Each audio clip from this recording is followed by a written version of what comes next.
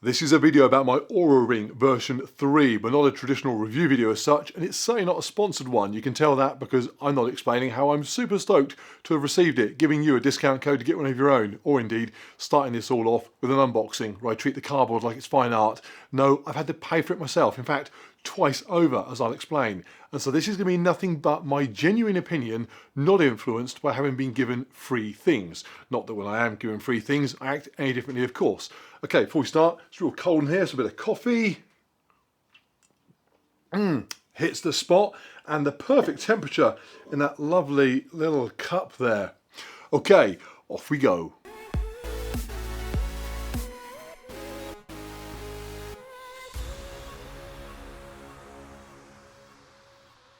So there are already lots of videos out there on the version 3 Oura Ring, and hundreds on the version 2 that came before, and that is not vastly different to this one. I know, because I have that one as well. So what I thought might be useful, rather than doing a sort of deep dive into the specs and the technical aspects of this device, was answer the question that I keep getting asked since people have noticed me wearing this in my videos, which is simply, is it worth it? The short answer is, yeah, maybe. Let's elaborate a bit though. First, let me just give you a quick history as to why I bought it. If you follow my channel, you're going to know that I am a big fan of Garmin. Apart from Vector 3 pedals, they suck. I'm especially a fan of their body battery feature, which monitors various metrics to let you know how well recovered or drained you are. Available on many of their watches, including my Fenix 6X. I find it really useful for long endurance events that I do, because sometimes those things can take a couple more days for your body to get over than you might otherwise think is necessary. It's also a good way to focus your attention, your efforts going into those events to make sure you're ready with ample energy in reserve.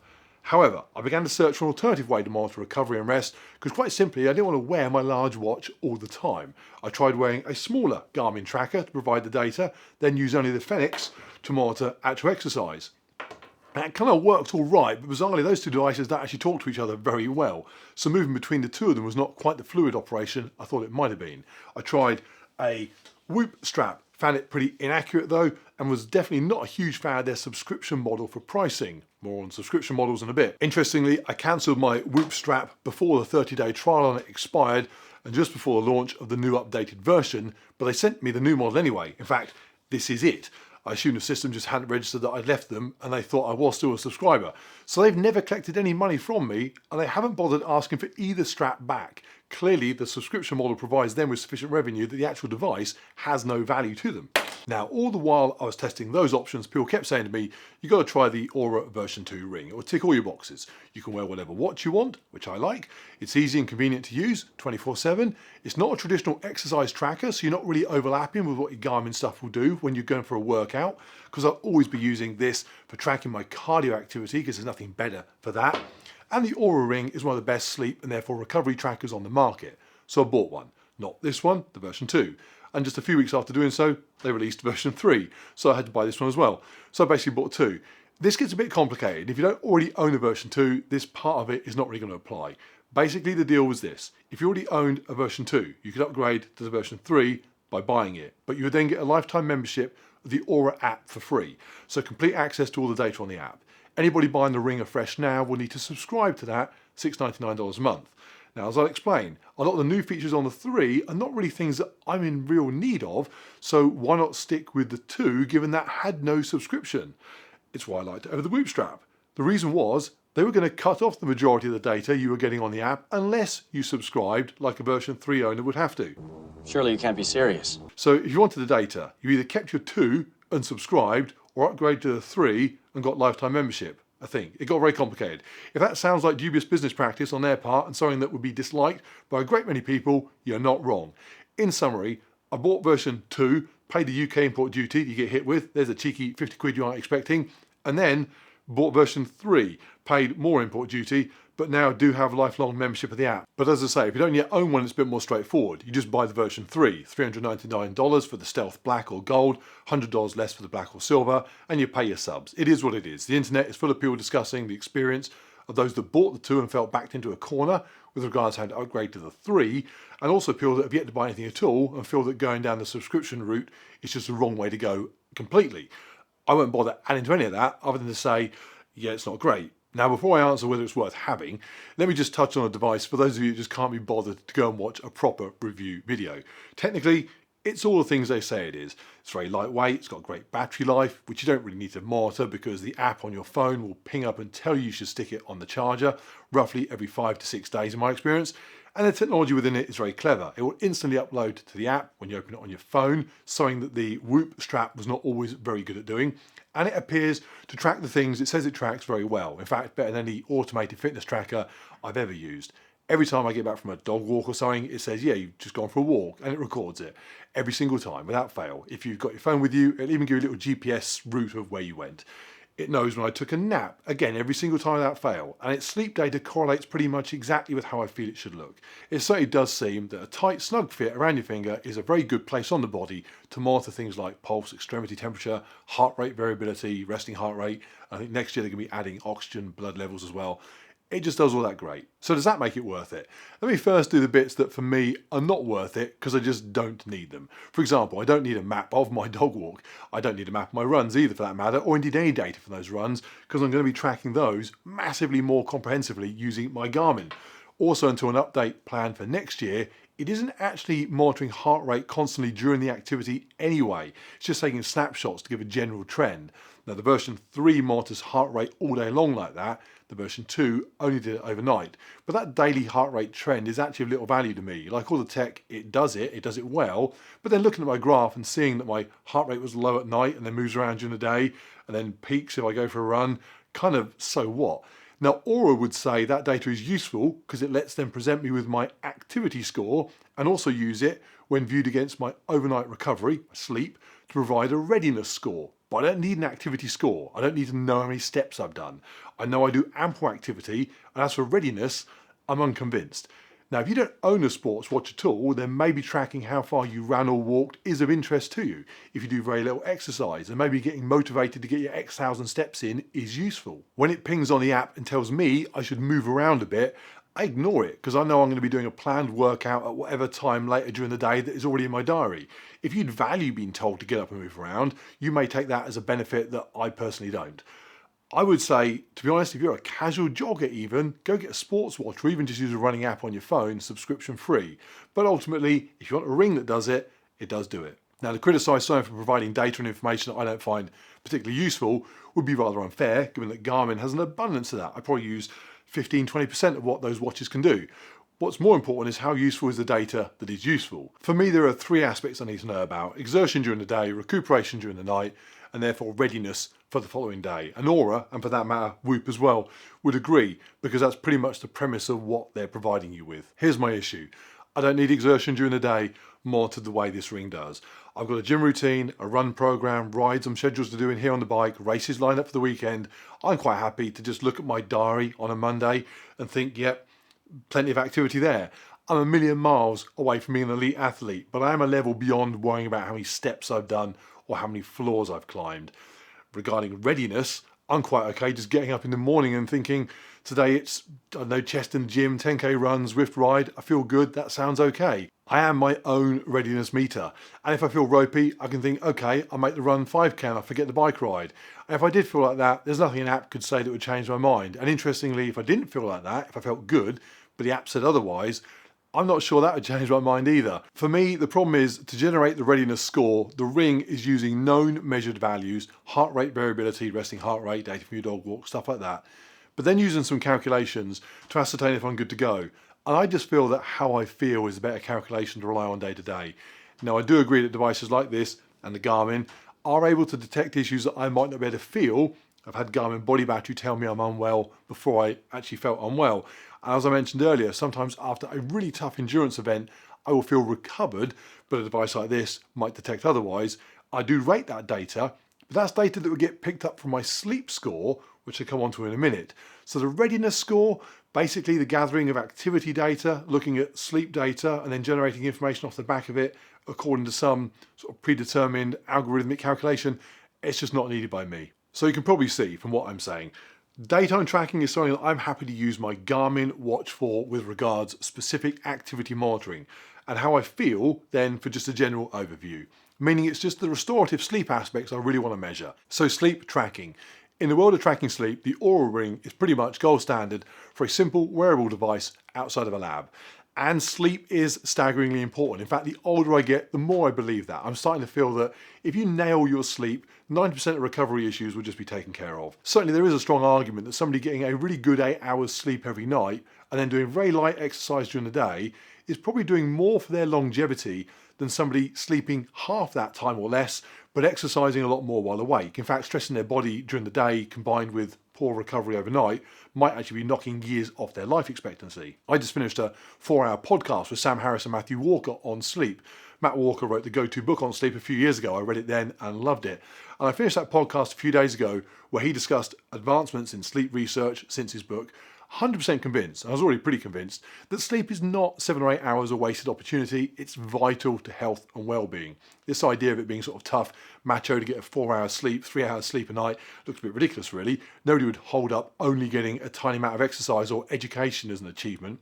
Only doing 2 hours work a day isn't something you'd post about on Instagram. Given the benefits achieved by quality sleep, getting it should be regarded as highly as anything else you do that's good for you. And conversely, not getting it should be seen as negatively as smoking or poor diet. In fact, it was interesting because in the podcast, Matt Walker said that he'd felt he'd been a bit heavy-handed in his book talking about the medical ailments that can affect people who don't get good sleep. He thought saying people were going to expose themselves to stuff like increased risk of dementia and diabetes, cancers, mental health issues and so on might have worried people. He said he felt bad about that. Sam Harris said, is that not the case then, that you would increase the risk of those things? And he said, oh no, it absolutely is the case. I just felt bad that I was worrying people. I thought he was being a bit dramatic about his impact on readers of his book. But when I actually went on Amazon reviews and looked at those in preparation for this video, there were a stream of people there saying, don't read this thing if you're remotely anxious about your sleep at the moment. You'll end up developing full-blown insomnia through panic and worry. So I came back from listening to that podcast with a real interest in what my Ring data was going to be presenting to me. I hadn't really been paying that much attention to it. I didn't pay much attention to what the data from the version 2 was saying because I knew the 3 was on the way, and in the 10 days or so I've had this on, I've just been a bit busy. But all that changed after the podcast. I sat down, looked at the data properly, and what it was telling me, armed with what I'd heard on the podcast, a lot of which I knew already, just fitted together really well. There's 7 parameters that it measures during the night. And in the morning it then gives you feedback on them. Blue is good, red is bad. But it will dive a lot more deeply than that should you want it to. There is data on total sleep time, efficiency, which is the ratio of time asleep versus awake in bed, restfulness, REM sleep, deep sleep, latency, the time it takes to fall asleep, and then the timing of your sleep window. For example, when I go to bed at 1 o'clock in the morning, it said that my bed timing was less than ideal. When I ate lots of food close to bedtime, it said my restfulness was high, my sleep quality was poor. When I woke up really early, it said my hours of sleep were insufficient, and if I used my iPhone for an hour before I went to sleep, it said my efficiency and my latency was low. And that poor sleep data corresponded with a low readiness value the following day, and also, surprise, surprise, corresponded pretty accurately with me feeling like I might want to wind back a couple of my workouts the next day. And my initial thought was, this is incredible, this is really useful information. I sort of jumped to the conclusion that it was a little bit like using MyFitnessPal towards tracking calories for weight loss. But then the more I thought about it, the more I realised it isn't like that. This is monitoring the results of whatever it is I've done to then try and get a good night's sleep. MyFitnessPal, on the other hand, is monitoring what I'm doing to try and obtain a result of fat loss.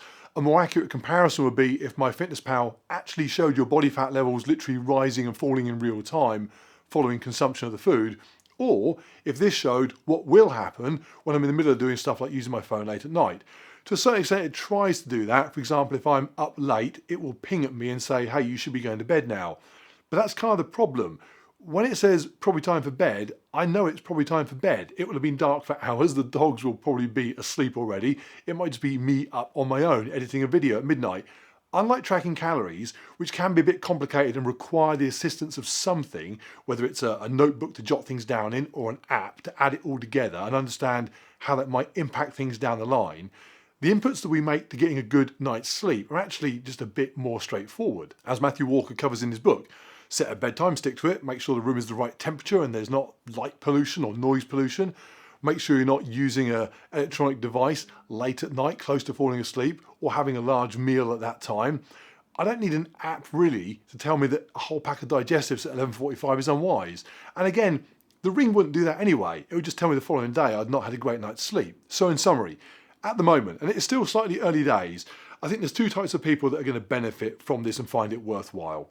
And they might actually be the two types of people that will also benefit and enjoy using things like MyFitnessPal. The first is a very, very small group, although many people think they're in it and they aren't. That is a group of people who genuinely benefit by literally knowing the information they can only get from the app, be it on sleep or calorie counting. People that are at the top of their game, looking to make tiny tweaks to take themselves further because everything else is already absolutely nailed. For them, knowing your heart rate variability, how that's tracking day to day might be beneficial. The same as knowing your diet, if it's 99.9% there, what can you just tweak in terms of your macronutrient balance and so on to get it spot on? Recording what you eat allows you to do that. But that's a small group of people. The reality is that most people can make very simple changes that no data is required for beyond knowing the obvious and yield huge improvements. Go to bed early, get a good night's sleep.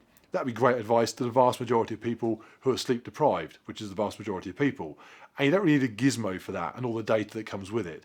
The same as the average overweight person, which is the average person, could just cut back on snacks before worrying about how many grams of protein per lean pound of tissue and so on they're consuming, and scanning barcodes on their phone to find it out. Sometimes too much data is just negative. Matthew Walker even had a word for it: orthosomnia, excess worrying over sleep tracking data. He noticed that doctors were reporting to him, people that had come to him and reported sleep issues, they then got put through a lab test and were told actually you're fine, but they'd remain unconvinced because their Fitbit was saying otherwise. That is as nuts as somebody who looks amazing then steps on the scales and worries about the number they see. As I've said to my wife 1,000 times, if the number on the scales was great but you looked a mess, would you be happier? To which she'll say, if she's feeling argumentative, yes I would. To which I'll say, well you wouldn't be happier because you'd be alone. But then she gets angry and argumentative. It's a slippery slope. So we do have a small group of people at one end of the bell curve for whom accurate and copious data is just useful. Who is the other group? It's a group of people that I will happily admit to having at least one foot in that camp. People that just respond to seeing information in a fresh and exciting form, even if it's information they could readily obtain in a more traditional way, or indeed information they don't really need. But does it matter if the guy working out his grams of protein doesn't really need to worry about whether he's getting 150 or 200 or 130? Just the very act of giving it thought means he's focused on his diet and what he eats and therefore benefiting more generally. Is that not a good thing? As long as I am avoiding the orthosomnia levels of fixation, is knowing that things are going to be tracked on this overnight and reported to me in the morning not a good thing if it encourages me to do good things to get good quality sleep? And I think it might be. When it gets to 10:45, I do start thinking I should get to bed soon because I'll get a good score on my app. That motivation to achieve that result without really thinking about the real benefit of just feeling better the next day is as daft as fixating on the number on the scales.